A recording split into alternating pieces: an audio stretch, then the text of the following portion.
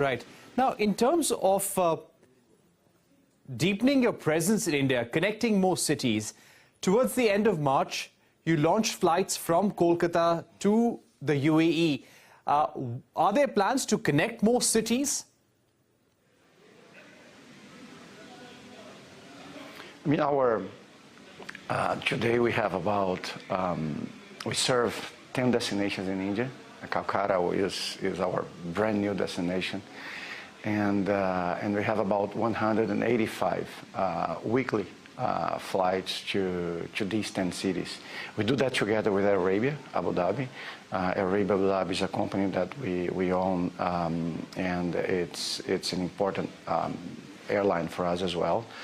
And our strategy right now is really to provide a service to these destinations in a way that we can intensify the relationship with Abu Dhabi and India.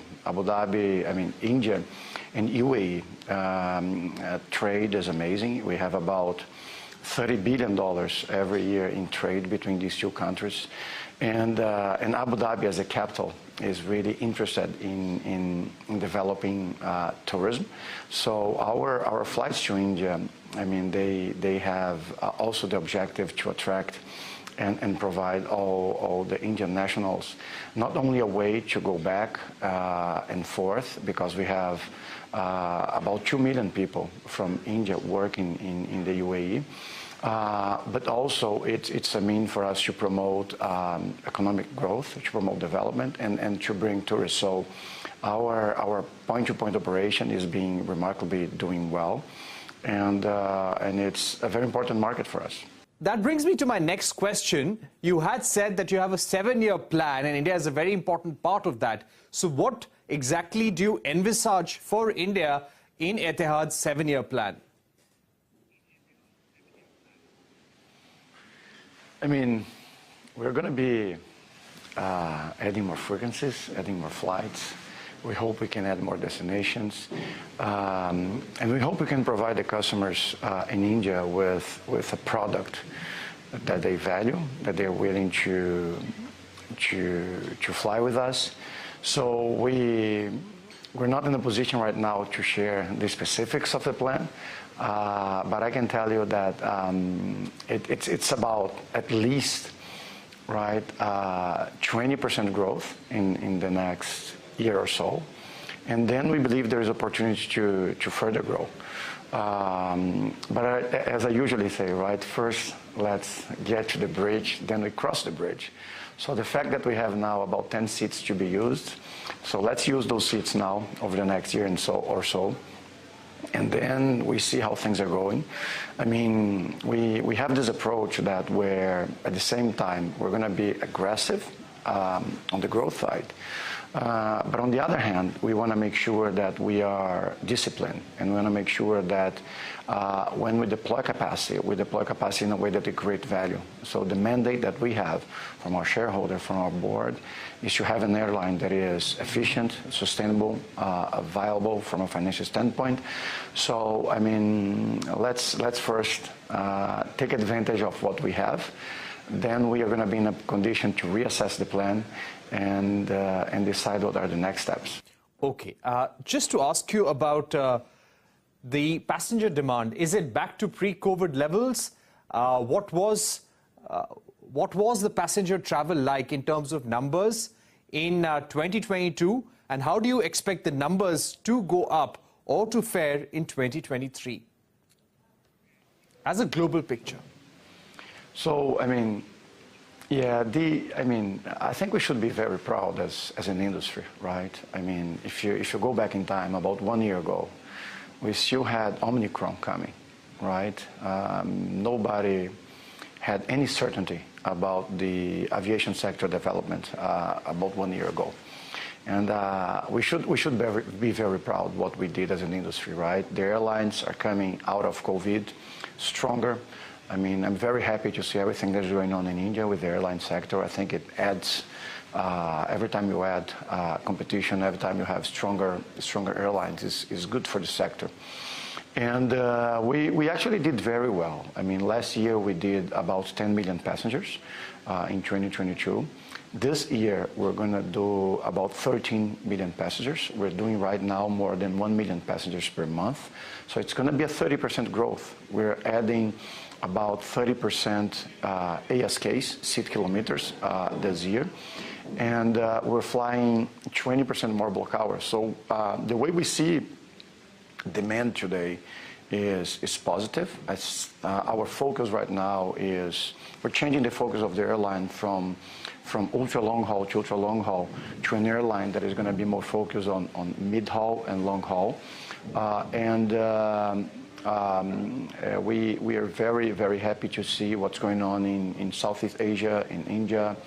China is coming back. And for us, Europe and the US are doing well. So we're excited about the future. We believe the region that we are in, right, Middle East, GCC, and India are going to be growing a lot over the next 5 to 7 years. So we're very excited about the perspective of the industry in our region. And as far as fares are concerned, I mean, this is supply and demand, right? Right now we're adding capacity. That's going to put the pressure on prices to go down. Then prices go up. I mean, we should be happy to see that demand is back. And this is very good for the economy. It's very good for the airlines.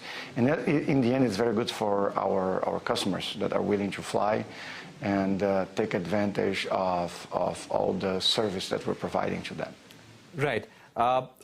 In terms of revenues, where do you expect the greatest growth to come from across your key markets?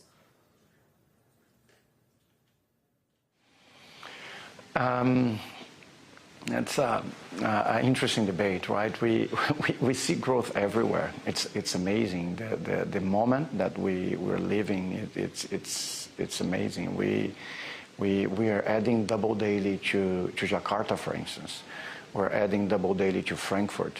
As I told you, we're adding a fourth frequency to Delhi, where we just added double daily to New York. So I would say there is no market where we are right now that we don't see growth. Right. My final set of questions now. In terms of India as an aviation hub, any key challenges as far as doing business is concerned? Any key headwinds here? Any interventions that the government could make for the aviation industry? My first trip to India was in 2009, about 13 years ago, right? 14 years ago. And it's remarkable what's going on in the aviation sector in the country. I've been the CEO of an airline in Brazil. I've been the CEO of an airline in Europe. And I still remember my old days when I was a McKinsey partner. I was doing the long-term planning for the development of the Brazilian aviation sector. And I studied a lot the Indian aviation space. About 15 years ago, the size of the two countries, Brazil and India, they were very similar, right? And it's remarkable to see what's going on in India. I mean, India today is, it's pushing the aviation sector to the next level. I mean, I'm an aviation guy. I love the sector, and it's so nice to come here 10 years, 12 years afterwards and see what's going on in capacity additions, in terminal additions. I think that what India is doing is good for the airline. I think the government has the right approach, understanding that airline is an important tool for economic development.